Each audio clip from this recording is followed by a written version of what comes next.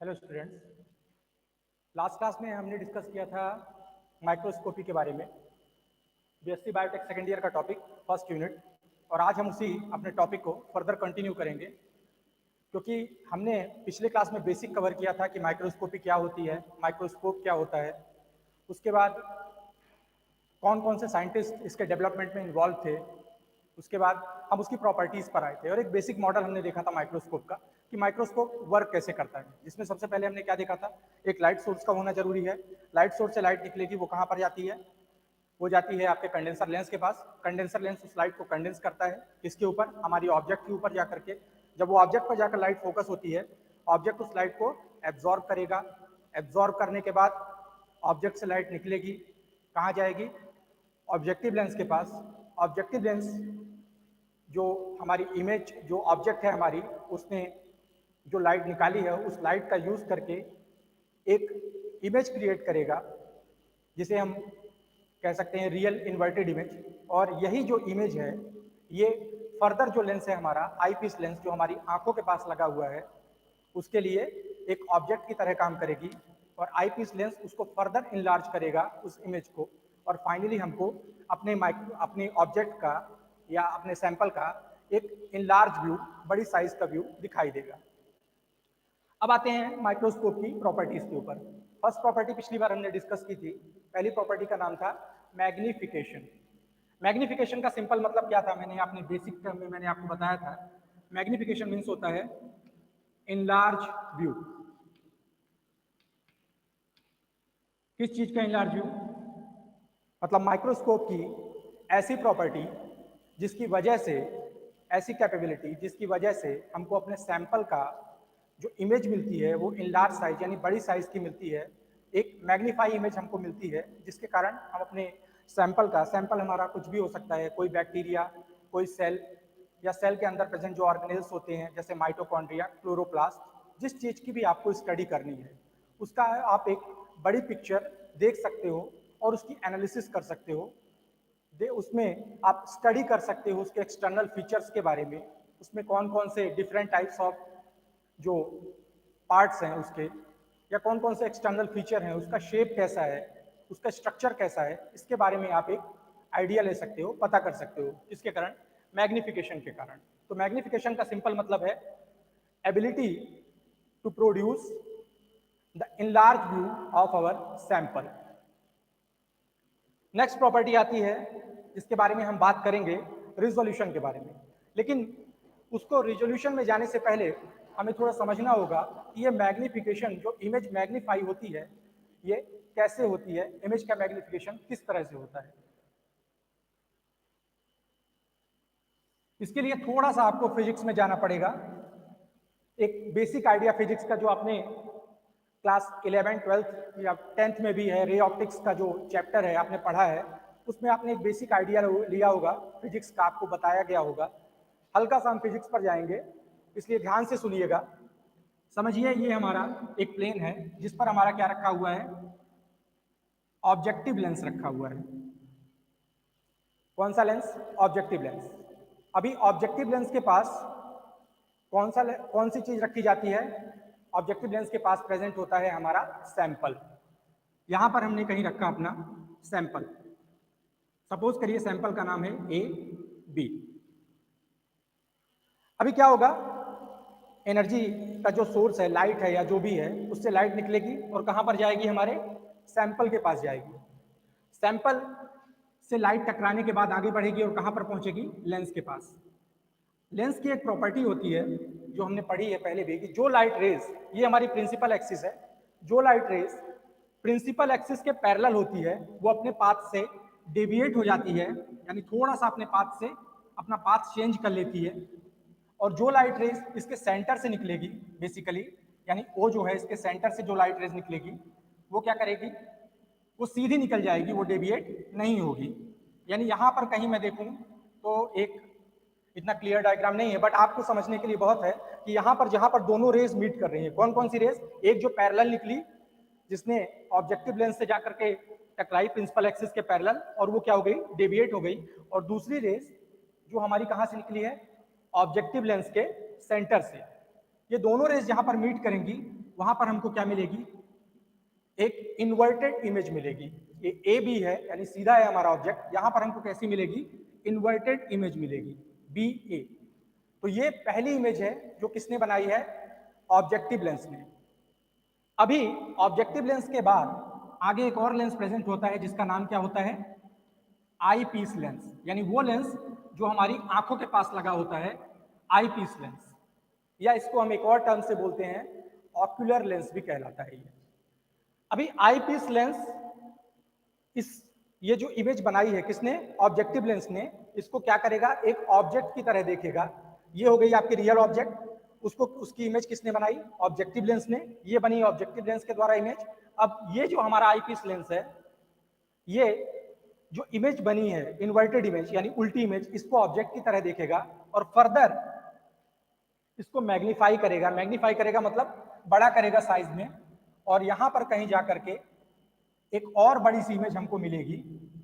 यहां पर कहीं जाकर के, यहां से हम देख रहे हैं, यहां पर कहीं जाकर के हमको एक और बड़ी सी इमेज मिलेगी जो हमारी फाइनल इमेज कहलाएगी। यानी देखिए ऑब्जेक्ट की साइज, जो सैंपल आपने लिया था वो कितना छोटा था, लेकिन जब उसकी इमेज बनी हमको तो कितनी इनलार्ज मिली। तो बेसिक सा प्रिंसिपल है क्या, कि जो भी ऑब्जेक्ट होता है वो ऑब्जेक्टिव लेंस के पास होता है। ऑब्जेक्ट से लाइट रेज निकलती हैं, कहाँ पर जाती हैं, ऑब्जेक्टिव लेंस के पास जाती हैं। ऑब्जेक्टिव लेंस उसकी एक इन्वर्टेड इमेज क्रिएट करता है, यानी उल्टी इमेज क्रिएट करता है। इन्वर्टेड इमेज क्रिएट करने के बाद वो जो इमेज होती है, वो जो हमारा दूसरा लेंस है, कौन सा, आई पीस लेंस, उसके लिए ऑब्जेक्ट की तरह काम करती है। और आई पीस लेंस उस इमेज को फर्दर मैग्नीफाई करके हमको एक फाइनल इमेज देता है। तो ये है मैग्निफिकेशन का एक बेसिक प्रिंसिपल। मैग्निफिकेशन कैसे काम करता है, यानी माइक्रोस्कोप पे जो लगे हुए लेंस हैं, कौन कौन से लेंस, ऑब्जेक्टिव लेंस और आई पीस लेंस, इन्हीं दोनों लेंस की हेल्प से ही क्या होता है, जो हमारा ऑब्जेक्ट है या जो हमारा सैंपल है उसका मैग्निफिकेशन होता है। क्लियर। आपको समझने के लिए मैं यहाँ पर इसको सिंपल लैंग्वेज में लिख भी देता हूँ एक फ्लो चार्ट में। क्या हुआ, सबसे पहले ऑब्जेक्ट थी हमारी, ऑब्जेक्ट पर लाइट रेज आके गिरी, कहाँ से, लाइट सोर्स से। उसके बाद ये लाइट सोर्स ऑब्जेक्ट से होते हुए जो लाइट थी वो किस पर गई, ऑब्जेक्टिव लेंस पर गई। ऑब्जेक्टिव लेंस ने क्या किया, इससे आने वाली लाइट से एक इमेज क्रिएट की, और वो इमेज कैसी रही, किस तरह की रही, रियल और इन्वर्टेड। इन्वर्टेड मतलब उल्टी इमेज क्रिएट की। यहां तक क्लियर। इन्वर्टेड इमेज बनने के बाद ये इमेज जो है ये आई पीस लेंस की किसकी तरह काम करेगी, ऑब्जेक्ट की तरह काम करेगी। यानी अब ये इमेज ऑब्जेक्ट की तरह काम करेगी, किसके लिए, आई पीस लेंस के लिए या ऑक्यूलर लेंस के लिए, जो ऊपर का लेंस होता है जहां से आप देखते हो, जो आपकी आंखों के पास होता है, आईपीस लेंस के लिए। और आईपीस लेंस ने इसको क्या कर दिया, फर्दर मैग्नीफाई कर दिया, यानी इसका इनलार्ज व्यू दे दिया, इनलार्ज व्यू। तो यही जो टोटल प्रोसेस है ये आपका क्या कहलाया, मैग्निफिकेशन। तो अगर मैं आपसे सिंपल एक वर्ड में पूछूं कि मैग्निफिकेशन की पावर, किसी भी माइक्रोस्कोप के मैग्निफिकेशन की पावर किसके ऊपर डिपेंड करती है, किसके ऊपर मीन्स माइक्रोस्कोप के कौन से पार्ट पर डिपेंड करती है, कौन सा पार्ट माइक्रोस्कोप का प्रेजेंट होना जरूरी है, तभी क्या होगा, जो आपकी ऑब्जेक्ट है उसकी साइज लार्ज होगी, यानी उसका मैग्निफिकेशन होगा। तो सिंपल आंसर है इसका क्या, लेंस। अब वो लेंस कितने भी हो सकते हैं, एक हो सकते हैं, दो हो सकते हैं, तीन हो सकते हैं, चार हो सकते हैं, लेकिन बेसिकली लेंस, कौन से लेंस, ऑब्जेक्टिव लेंस और आईपीस लेंस। क्लियर। आगे बढ़ते हैं। अभी आपने देखा कि लेंस किस तरह से हमारी जो ऑब्जेक्ट है उसकी साइज को एनलार्ज कर रहा है, मैग्नीफाई कर रहा है।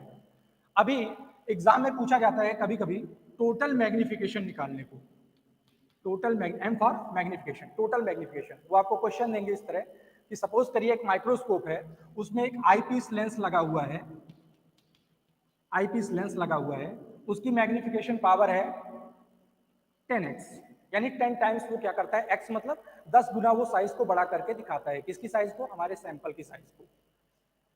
और उसी के साथ एक और लेंस लगा हुआ है इसी माइक्रोस्कोप में, जो कौन सा है, ऑब्जेक्टिव लेंस। और ये क्या करता है, इसकी मैग्निफिकेशन पावर है 100x। अब वो आपसे पूछेंगे कि अगर ऐसा माइक्रोस्कोप जिसमें आईपीस लेंस और ऑब्जेक्टिव लेंस लगा हुआ है, जिसकी मैग्निफिकेशन पावर 10x और 100x है रिस्पेक्टिवली, तो पूछेंगे आपसे कि इसका टोटल मैग्निफिकेशन कितना होगा, इस माइक्रोस्कोप की टोटल मैग्निफिकेशन पावर क्या होगी। तो सिंपल फॉर्मूला होता है टोटल मैग्निफिकेशन निकालने का, जितना भी मैग्निफिकेशन आपको दिए हुए हैं, जैसे आईपीस का 10x एक m1 मान लिया मैंने उसको, इनटू m2 दूसरे लेंस का जो भी मैग्निफिकेशन पावर है वो। अगर और ज्यादा फर्दर लेंस लगे होते तो मैं यहाँ पे m3 करता, m4 करता, m5 करता, सो ऑन। लेकिन अभी यहाँ पर हमारे पास दो ही लेंस हैं, उन्होंने दिया है आईपीस लेंस और ऑब्जेक्टिव लेंस, जिसका मैग्निफिकेशन पावर उन्होंने दे रखा है, एक 10 गुना ज्यादा बड़ा करता है, एक 100 गुना ज्यादा ऑब्जेक्ट को बड़ा करके दिखाता है, इमेज को बड़ा करके दिखाता है। तो इसका टोटल मैग्निफिकेशन कितना आ जाएगा, ये तो सिंपल सा कैलकुलेशन है। इसके बाद m1 कितना था आपका 10, m2 कितना था 100, टोटल मैग्निफिकेशन कितना आ गया 1000 टाइम्स। यानी अब वो ऑब्जेक्ट को 1000 गुना बड़ा करके दिखाएगा। तो एग्जाम में वो आपसे कैसे भी पूछ सकते हैं, या तो वो ऑब्जेक्टिव में इस तरह से क्वेश्चन देकर पूछ सकते हैं, या तो वो सिंपल पूछेंगे कि टोटल मैग्निफिकेशन का फॉर्मूला क्या होता है। ऐसा माइक्रोस्कोप जिसमें अलग अलग लेंस लगे हुए हैं, उसके टोटल मैग्निफिकेशन का फॉर्मूला क्या होता है। और ऑप्शन में आपको दे देंगे m1 plus m2, m1 by m2, m1 into m2 और m1 माइनस m2। तो याद रखिएगा हमेशा कि मैग्निफिकेशन गुने में निकालते हैं, इतना गुना यानी इतना ज्यादा बढ़ गया, इतने टाइम्स बढ़ गया, तो इसका क्या है m1 इंटू m2। क्लियर, आगे बढ़ते हैं।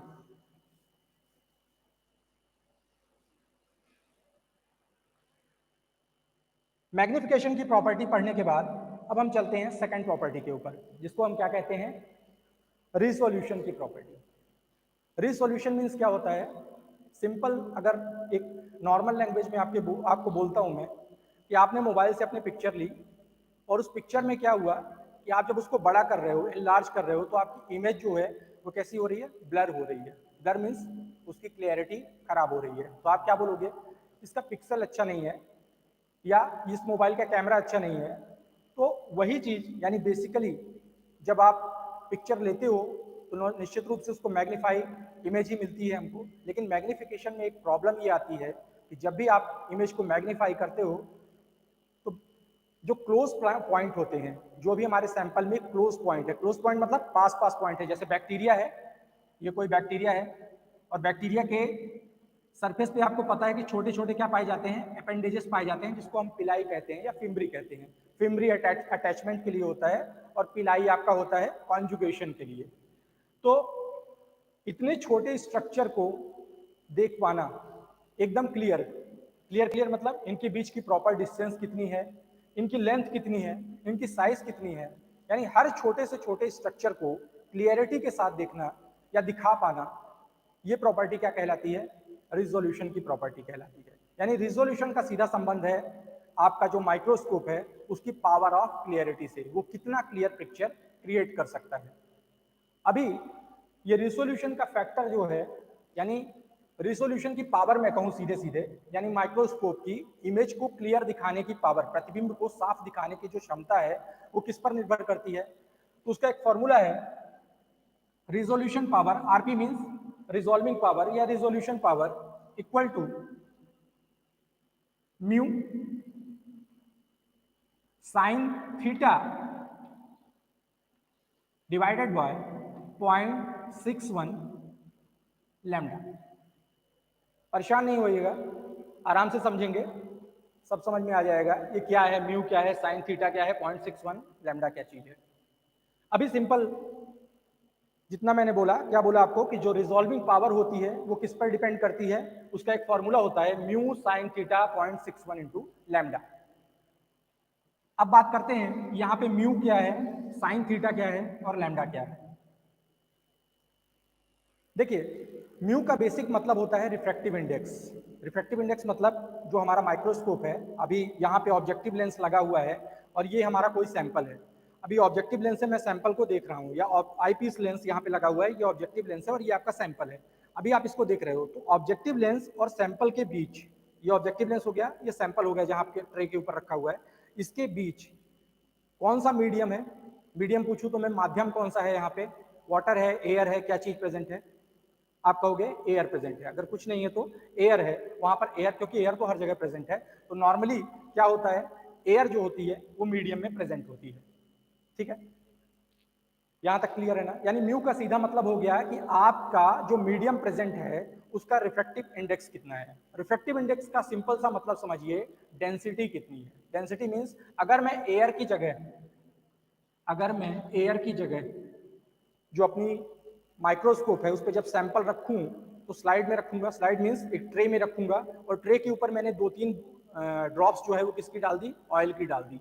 ऑयल की डालने के बाद अब जो हमारा ऑब्जेक्टिव लेंस है और जो सैंपल है उसके बीच में क्या प्रेजेंट है, ऑयल। तो अभी मीडियम क्या हो चुका है, चेंज हो चुका है। पहले वहां पे एयर थी, लेकिन हमने क्या किया, वहां पे ऑयल डाला है। 2-3 ड्रॉप्स किसकी डाली है, ऑयल की, इमर्शन ऑयल कहते हैं उसको हमने ऐड कर दिया है। अभी होगा क्या, ये जो म्यू होता है ये बेसिकली होता है डेंसिटी। Density means concentration. अगर मैं पूछूं आपसे एयर और ऑयल में ज्यादा कंसंट्रेटेड कौन है या ज्यादा डेंसिटी किसकी है, ज्यादा टर्म सही टर्म होगा कि ज्यादा डेंसिटी किसकी है, तो किसकी होगी है डेंसिटी? ऑब्वियस है, आप कहोगे ऑयल की डेंसिटी ज्यादा होगी, क्योंकि ऑयल कैसा होता है, थोड़ा गाढ़ा रहता है और उसके पार्टिकल्स आपस में क्या रहते हैं, क्लोज रहते हैं, पास पास रहते हैं। लेकिन जहां पे एयर की बात करूं तो एयर में पार्टिकल्स कैसे होते हैं, दूर दूर होते हैं, एक उनके बीच पर्टिकुलर स्पेस रहता है। तो अगर आप ही बताइए, सोचिए इस चीज को, अगर लाइट रेज आ रही है, जो भी लाइट आ रही है सैंपल से टकरा करके ऑब्जेक्टिव लेंस पे जाने के लिए, जो भी लाइट जा रही है, ये सैंपल से टकराई लाइट और ये जा रही है ऑब्जेक्टिव लेंस के पास। अभी एयर अगर बीच में प्रेजेंट होगी तो स्पेस बहुत ज्यादा होगा, एयर के पार्टिकल्स में स्पेस बहुत ज्यादा है, और अगर स्पेस बहुत ज्यादा है तो लाइट क्या होगी, अपने पाथ से डेविएट होगी, इधर उधर भागेगी, क्योंकि उसको जगह मिल रही है, एक स्पेस मिल रहा है कि वो अपने पाथ से क्या हो सके, डेविएट हो सके, इधर उधर भाग सके। और जब वो इधर उधर भागेगी तो उसका जो फोकस होगा वो खराब होगा। फोकस खराब होने से मतलब वो प्रॉपरली जो हमारी इमेज है उसको क्लियर इमेज नहीं दे पाएगी, उसको प्रॉपर फोकस नहीं कर पाएगी। लेकिन वहीं अगर मैं ऑयल यूज कर लेता हूं तो ऑयल के पार्टिकल्स एयर के कंपैरिजन में क्या है, आपस में पास पास हैं, उनके बीच की डिस्टेंस क्या है, बहुत कम है। तो जब यहां से लाइट रेज निकलती है तो इसको मूव करने के लिए ज़्यादा स्पेस नहीं मिलता, और जब लाइट रेज को ज़्यादा स्पेस नहीं मिलेगा तो लाइट रेज आसानी से जा करके आगे जा करके एक पर्टिकुलर पाथ पे चलते हुए आगे जा करके एक जगह पर क्या होगी, फोकस होगी, यानी फोकसिंग की पावर बढ़ेगी। और आपको पता है कि अगर लाइट का अमाउंट आप प्रॉपर फोकस करते हो तो पिक्चर की क्लियरिटी भी कैसी आएगी, प्रॉपर आएगी। क्योंकि जब आप फोटो लेते हो तो डार्क में नहीं लेते हो, कैसे कहते हो आप लोग कि ओपन एरिया होना चाहिए, थोड़ा लाइट आनी चाहिए। तो अगर लाइट का अमाउंट आप बढ़ाओगे तो पिक्चर की क्लियरिटी क्लियर आएगी, और पिक्चर की क्लियरिटी ही हमारी क्या कहलाती है, रिजोल्यूशन या रिजॉल्विंग पावर। रिजॉल्विंग पावर या फिर इसको कह सकते हैं रिजोल्यूशन, यानी पावर मीन्स पिक्चर को क्लियर दिखाने की क्षमता। क्लियर है? तो अगर मैं आपसे पूछूं कि रिफ्रैक्टिव इंडेक्स अगर मैं बढ़ाऊंगा, यानी डेंसिटी अगर मैं बढ़ाऊंगा, पार्टिकल को ज्यादा डेंस करूंगा, यानी म्यू अगर आपका बढ़ेगा, mu means refractive index, mu is here refractive index.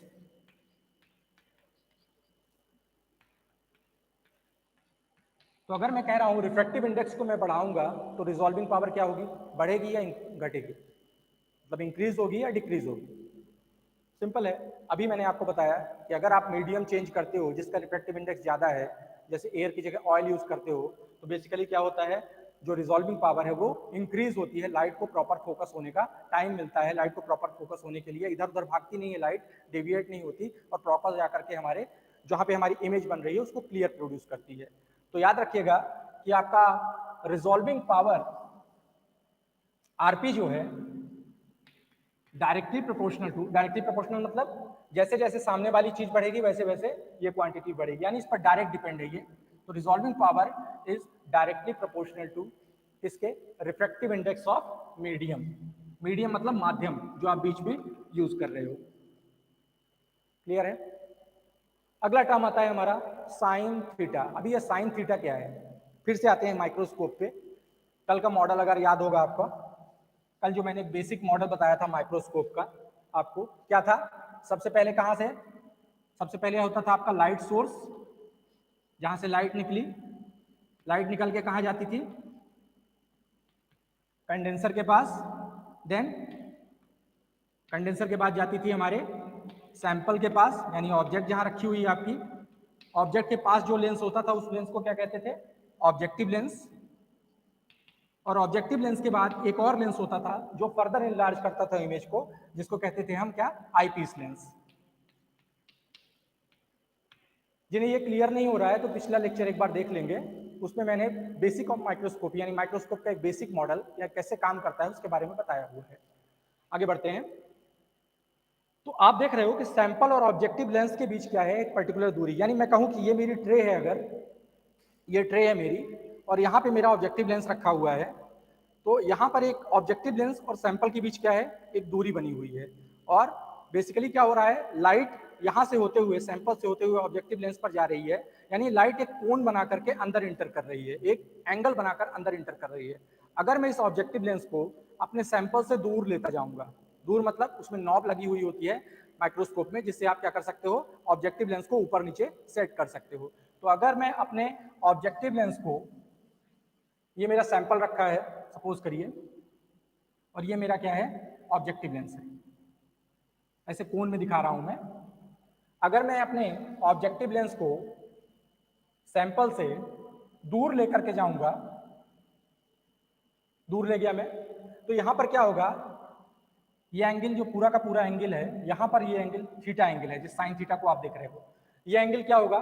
थोड़ा सा कम बनेगा।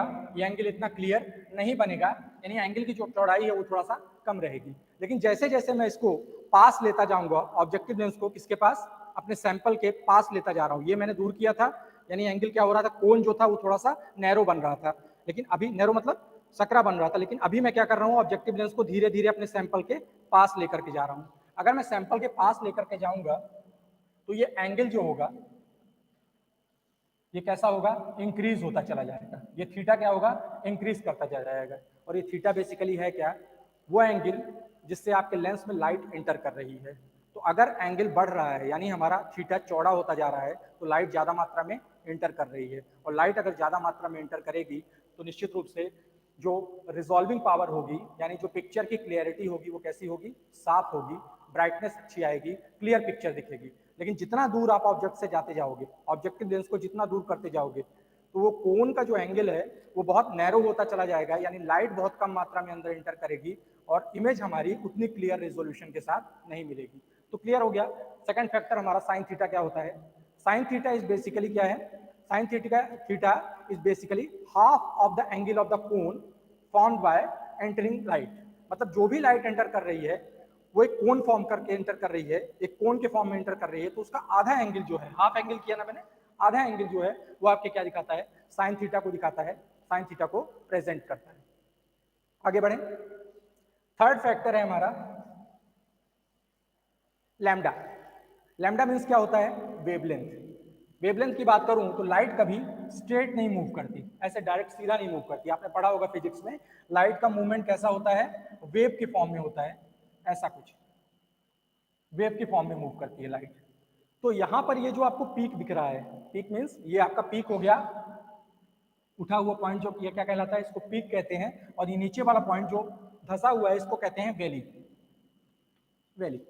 तो यहां पर ये जो आप पीक दिख रहा है, ये एक पीक से दूसरे पीक के बीच की जो डिस्टेंस होती है, दो पीक के बीच की डिस्टेंस, दो पीक के बीच की जो डिस्टेंस होती है वो कहलाती है आपकी लैम्डा, यानी लाइट की वेवलेंथ। तो ये तो वेवलेंथ का एक बेसिक आइडिया मैंने आपको दिया। यहां पर वेवलेंथ का क्या केस है? ध्यान से आप देखो कि आरपी जो है हमारा, यानी रिजॉल्विंग पावर जो है वो इनवर्सली प्रोपोर्शनल है किसके?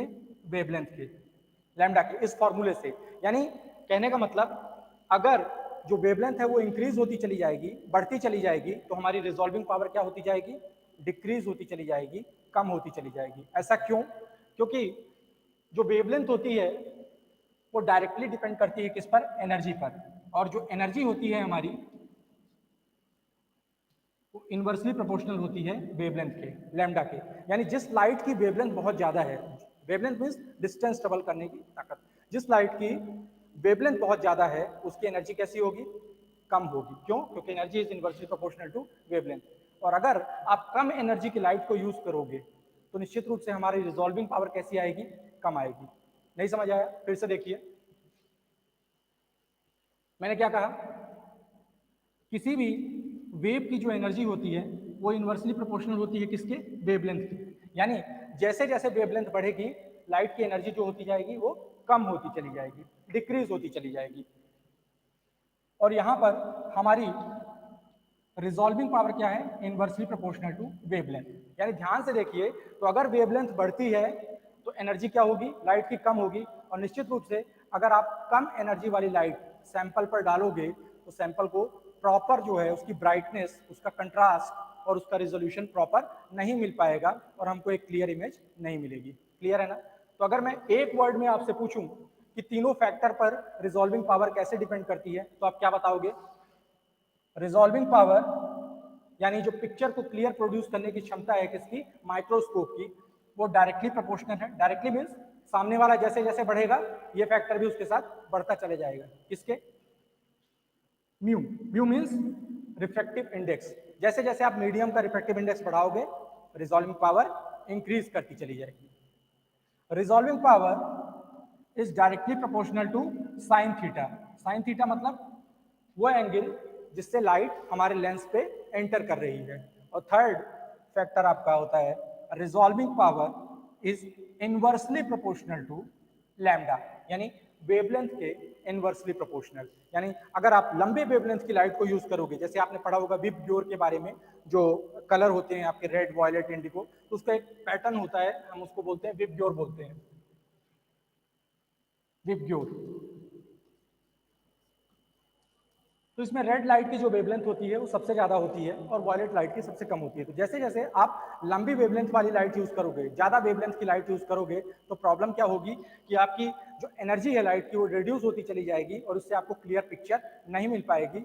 जो एक पर्टिकुलर हमको कहना चाहिए कि जो रिजोल्यूशन है जिसके लिए हम इतनी मेहनत कर रहे हैं, रिजोल्यूशन जो माइक्रोस्कोप के लिए, माइक्रोस्कोप जिस चीज पर इतनी मेहनत कर रहा है अपने रिजोल्यूशन को क्लियर दिखाने के लिए, पिक्चर को क्लियर प्रोड्यूस करने के लिए, वो प्रोड्यूस नहीं कर पाएगा और इमेज हमारी कैसी होगी, ब्लर्ड रहेगी, क्लियर इमेज हमको नहीं मिल पाएगी। तो ये समझ में आया आपको मैग्निफिकेशन क्या होता है, रिजोल्यूशन क्या होता है और ये कौन कौन से फैक्टर्स पर डिपेंड करता है। यहां तक क्लियर है?